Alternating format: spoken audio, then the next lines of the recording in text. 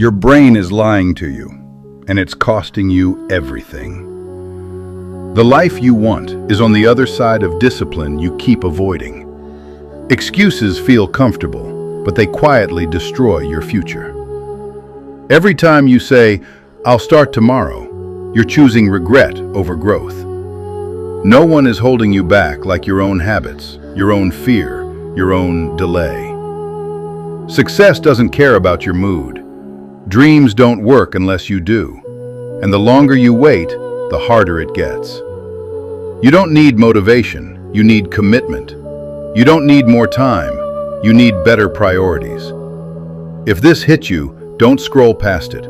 Drop a comment. I'm starting now. Subscribe for daily hard truths.